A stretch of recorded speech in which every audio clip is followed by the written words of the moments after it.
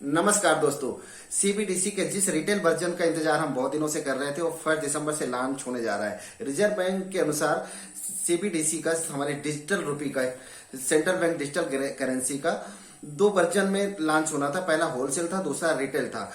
Wholesale का pilot project 7 नवंबर को launch हो चुका था, जिसे सिर्फ वित्तीय संस्थाएं आपस में लेन देन कर सकती थी, जिसमें आरबीआई ने कुछ बैंकों को सेलेक्ट किया था। अब इसका पायलट प्रोजेक्ट 1 दिसंबर को लॉन्च हो रहा है, जिसमें कुछ कंपनी और कुछ लोग इसे यूज कर सकते हैं और ये कुछ शहरों में ही अभी लागू होगा पहले चरण पे, पायलट प्रोजेक्ट पे। इसके बाद इसे पब्लिक के लिए खोल दिया जाएगा।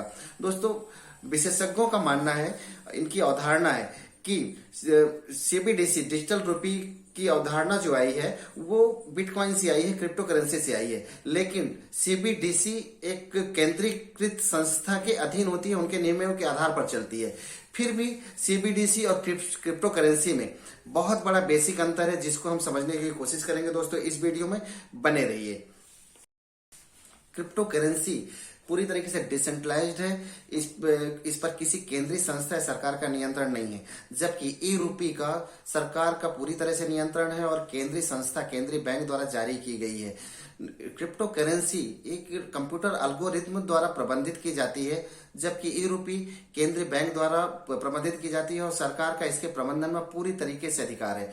क्रिप्टो करेंसी दोस्तों एक डिजिटल एसेट है जो कंप्यूटर कोड से बनाया गया है। यह समझने वाली बात है, सिर्फ एक डिजिटल एसेट है जिससे हम क्रय विक्रय कुछ भी नहीं कर सकते हैं, सिर्फ इसमें इन्वेस्ट कर सकते हैं और कुछ भी नहीं कर सकते हैं। जबकि डिजिटल करेंसी एक फिएट मनी का डिजिटल रूप है। फिएट मनी बता देते हैं दोस्तों, फिएट मनी वह होता है जो चलन मुद्रा में होती है, उसको फिएट मनी कहा जाता है। इसलिए सीबीडीसी हमारी फिएट मनी का डिजिटल रूपांतरण है।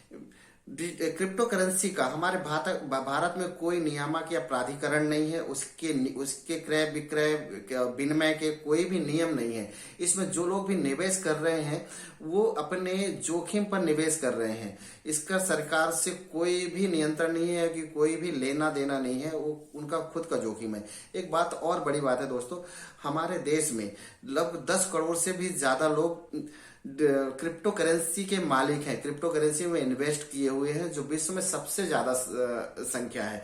वैसे यदि जनसंख्या और परसेंट की बात करें तो ये हम 5वें नंबर में आते हैं। पहले नंबर में यूक्रेन आता है 12%, दूसरे नंबर पे रसिया आता है और हम है 7% पे। फिर भी यदि संख्या की बात करें 10 करोड़ और इस संख्या जो विश्व में बहुत ज्यादा है, ये एक सोचने वाली बात है। दूसरी तरफ हम डिजिटल रुपये से, सीबीडीसी से हर चीज क्रय विनिमय, बैंक क्लियरिंग सब कुछ कर सकते हैं। अभी इसका पायलट प्रोजेक्ट रिटेल का लॉन्च हो गया है, जो इसी के लिए लॉन्च हुआ है, जो कुछ कंपनी और कुछ शहरों में लागू होगा और पब्लिक के लिए फिर पूरी तरीके से खोल दिया जाएगा। दोस्तों, यदि जानकारी अच्छी लगी है तो प्लीज शेयर और सब्सक्राइब कीजिए। धन्यवाद।